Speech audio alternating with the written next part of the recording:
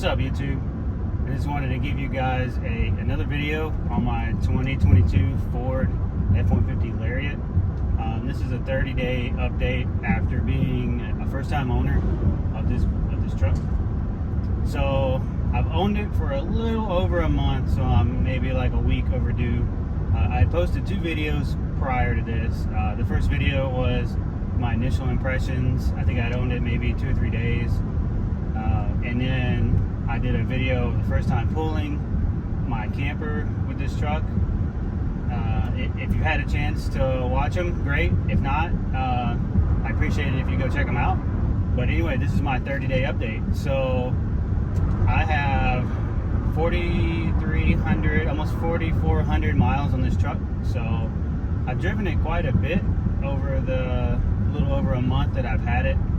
Just commuting back and forth, and then I drove to the beach with my camper. So I've got to know this truck pretty well. I'll start with my thoughts and impressions on the engine and drivetrain. So this truck is equipped with the 3.5 EcoBoost. It's rated at the crank 400 horse, 500 foot-pounds of torque. Driving it drives very well. I mean, this thing has no short of power. Like, Ford did a phenomenal job creating a lot of power and torque out of a small displacement motor via the twin turbos and the 10.0 compression ratio with the direct port injection. So man, this thing has plenty of power. Like, I have no complaints, only praise about the power. Fuel economy, surprisingly, is really well. I'm averaging between 19 and 19.5 miles per gallon, and that's driving a mix of city and highway. Not driving crazy. Foot's pretty light on the gas. I might do a little bit over the speed limit on the interstate, but nothing crazy. I noticed the best fuel economy is probably 60 miles an hour and under, so kind of driving the back roads or lower speeds. I seem to get a lot better fuel economy. It is a 10-speed, which does help. So yeah, the 10-speed, I have nothing but good things to say about it. Prior to this, I owned a 2018 Mustang GT with the 10-speed and the 5.0. I was very impressed with the technology and the gearing, and same kind of impression so far with this truck and the 10-speed transmission. So I've only used 4-wheel drive once, and I did it just to do it. My camper had been sitting in the yard, for a couple months, and it was a little wet, so I was like, hey, what the heck. I put it in 4-wheel drive low, and I mean, it worked, it functioned. I haven't used 4-wheel drive high. I haven't used the electronic locking diff that it has. Occasionally I'll run it through the different driving modes. I'll put it in sport mode. Most of the time, if I do put it in sport mode, I just put it back in 2-wheel high. It defaults to 4-wheel drive auto,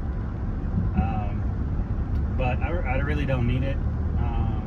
And if it's wet, I'm definitely not going to be in sport mode, because it's not very safe with this much power and this big of a truck, because this thing is like a flying brick. So yeah, the drivetrain, no issues.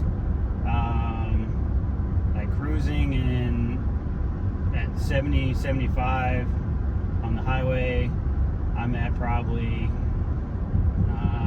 17 or 1800 RPMs, which is pretty good. That's probably contributing to the good gas mileage that I'm getting. And when I'm towing, it seems to be in the right gear with the right power. So I've never had it bogged down or anything. I've never had any issues with delivery of power. So yeah, very happy with that.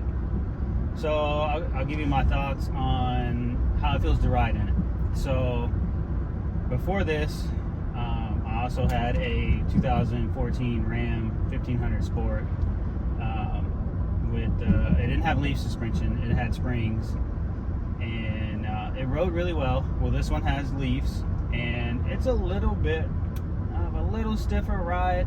Not crazy. It's not like, you know, beating you up or anything. But to counteract that, the seats in this thing are phenomenal. Like I literally feel like I'm sitting in like a Lincoln Continental. I have heated and cooled seats. It's summer in Georgia. I haven't tried the heated seats yet, but I use the cold seats a lot. The comfort of the seat is awesome. I've been on quite a few lengthy drives, you know, three hour plus drives.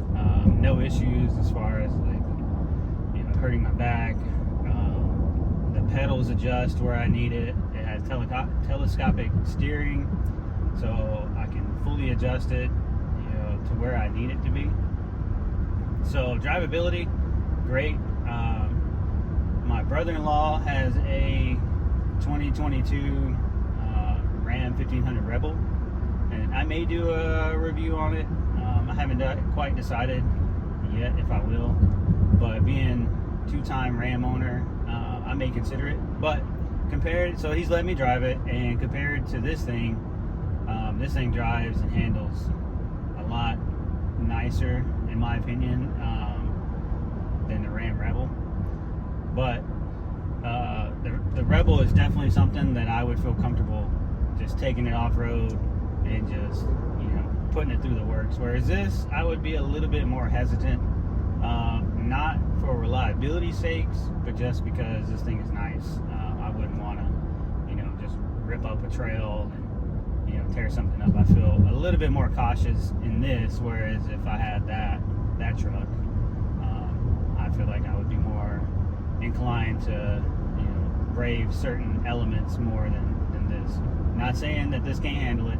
I'm just saying I just think this thing's too nice to go do dumb stuff in. So that's kind of my thoughts on driving it and how it drives. As far as the infotainment, so initially I had a little issue with my infotainment straight from Ford, straight from the dealership. I didn't have a working camera. My navigation was glitchy. So come to find out, update on that. After the dealership had it for a little over a week, and my mother-in-law just being in their butt nonstop, they eventually got it fixed. And it turned out behind the radio, behind this 12-inch screen, there were some plugs that were unplugged that affected the navigation and the camera system. So once they fixed that, I have no complaints whatsoever with this truck. Cameras work great. They're not quite as clear as the ones on my Mustang, but there's so many different features with this truck, as far as like looking at your bed, looking out your at the bumper view, and you got a view for the hitch. You got a front view, you got the 360 view. So it's a lot more versatile. Just not quite as clear. I don't know if it's just because of the type of cameras they have to use to have the 360 view. To me, it's just like a little bit of like looking through a fishbowl.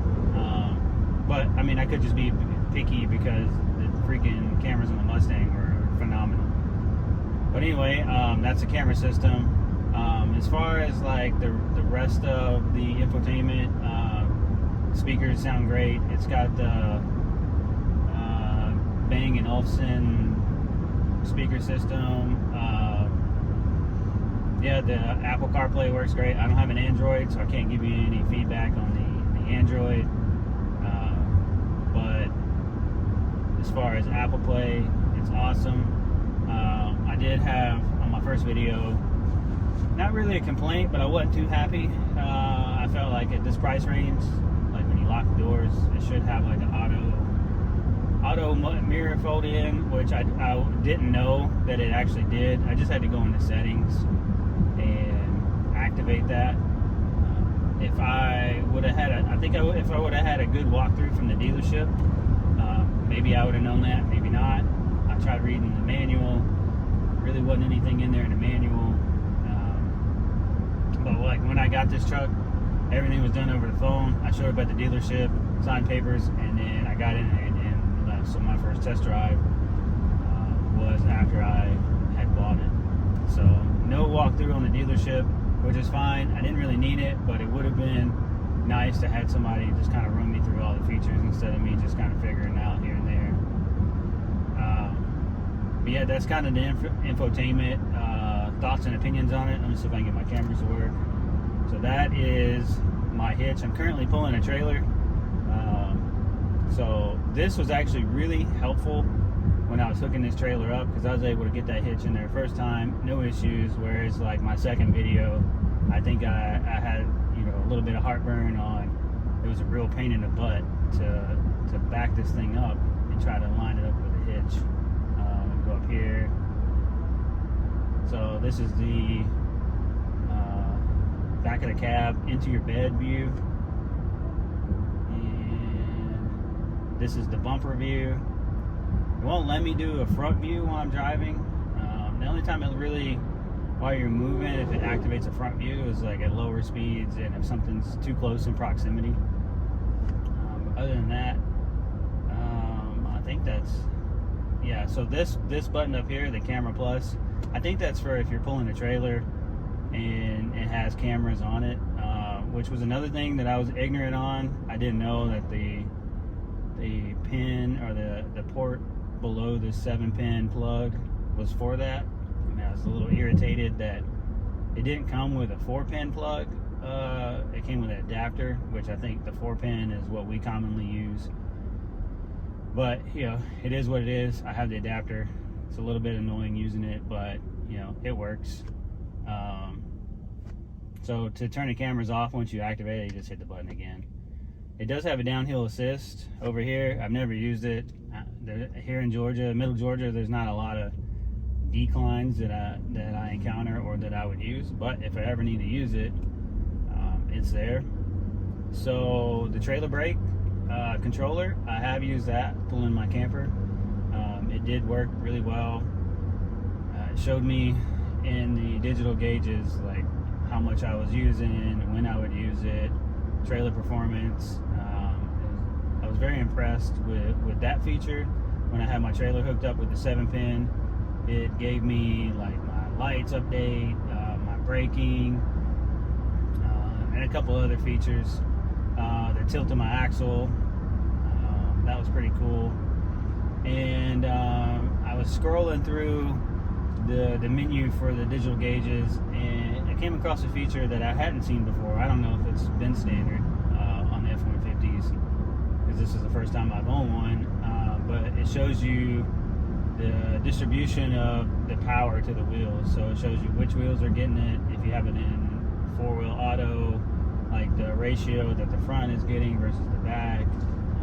I've only tried it in 2-wheel and in 4-wheel auto to see, but I thought that was pretty cool. And then over here, you have a couple of different things. I have phone navigation that I can look at, bed camera, off-road lighting, the 4-wheel drive. Let's see what this does. So this will tell you the tilt of your axle if I was going off-road. This is my eco behavior. So right now on this back Georgia road, I'm averaging a 97% acceleration, deceleration, and my speed is 98%. So I'm pretty eco-friendly as far as the way I've been driving. Right now it's saying that I'm getting 19.1 miles per gallon. I'm also pulling like a 12-foot trailer. For some reason this trailer pulls like it weighs 4,000 pounds. My trip, my phone, map, and then the Jocko podcast I was listening to. But yeah, YouTube, this is kind of my thoughts on it. I do like that this truck has a power tailgate. It is really nice to be able to I make a lot of trips to Lowe's and Home Depot. I basically live there. I feel like yeah, coming out of the store, you know, hitting the button, dropping the tailgate, I can just go right up to it and put all my stuff in there. I I did initially think that it was pretty lazy, and I still kind of do, but I do see some of the benefit to it. It is nice, especially if it's raining and you need to get... All right, YouTube, this is a conclusion of my 30-day update. I appreciate you guys watching. I appreciate you guys subscribing.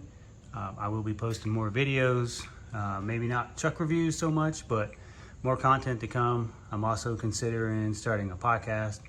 So once I get to that, I'll post some videos and some information on that. I appreciate you guys. I hope you enjoyed the video. Please drop me a comment, like, subscribe. Thank you.